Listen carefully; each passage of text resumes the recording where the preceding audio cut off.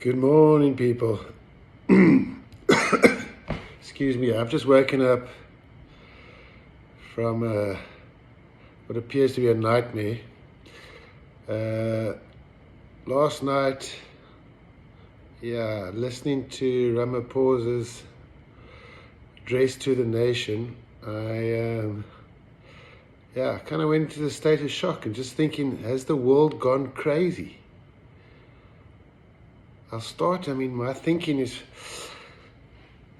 3 weeks ago, on the 28th of March, on Facebook I wrote a letter,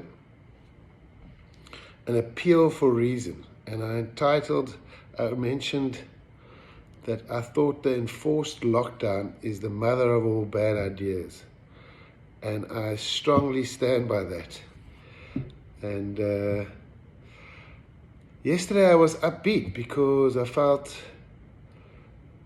there is momentum now for my way of thinking, and there was that post that the medical fraternity, the 19 doctors that all wrote, we're going to lose more lives than we're going to save.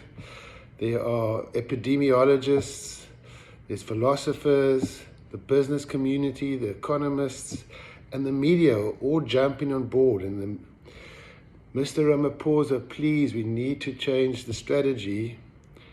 And all as we needed is the politicians on board. And then boom. Last night, Ramaphosa's address is just, it's crazy. It's just Einstein's very definition of madness. Trying the same thing and expecting a different result. It ain't gonna happen. Firstly, we just don't have the money. I'm no economist, but I know the country doesn't have the money and it cannot afford the loans to just distribute like they're claiming. And even if they could, they do not have the means and capabilities to distribute this money to where it needs to be. Corruption is rife, and now, poof, all of a sudden, this is just going to disappear. The municipalities we're going to give the money to, and they're just going to get it to where it needs to be. They just bankrupt everything from it ain't going to happen, people. We are buggered. So we got to just concede a few things. It is a bad idea to throw good money after bad. And it's a bad idea to throw good lives after bad lives. And sorry if that sounds harsh, but the reality is it's the elderly and it's the sick that would need to be sacrificed. But we are now going to starve our young children, and we're going to send our healthy into a war, and it can all be avoided. Just concede the simple fact.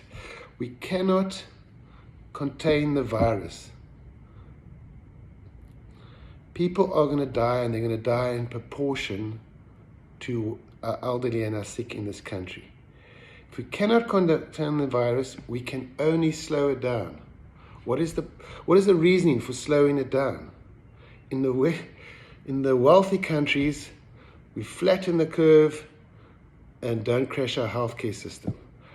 Our healthcare system is crashed. It's been on the verge of crashing for a long time. That is going to happen. It's inevitable. So there is no reason to flatten the curve. Not disproportionately that we sacrifice so much. And we have a natural flattening of the curve anyway. We have got people that just cannot go into any sort of lockdown, self-isolation. We've got those are the poor people. And then so that it's going to spread rife there. And the average age is probably lower than anywhere in the world. For the most part, they're going to be all right. They are going to lose some people, some elderly along the way. Then we've got the middle class, and they will maybe come out of self-isolation sooner. So the curve is now it's flattening. And then there's going to be the wealthier people that can stay in lockdown for longer. So there's a naturally flattening of the curve. That's all we can do at this stage. Please, I urge everyone out there, if you understand what I'm saying, please comment, below if you don't. But if you understand, please share the message. Become activists. It's more important than anything at this stage. Giving 100 Rand to charity to feed the poor is not going to help. We have to change the government's way of thinking right now. So if you understand what I'm saying, please like, share, comment, and get the word out there. Jump on board with all the other, the more prominent, influential people that are saying the same thing as I do. It's the most important thing we can do. Cheers.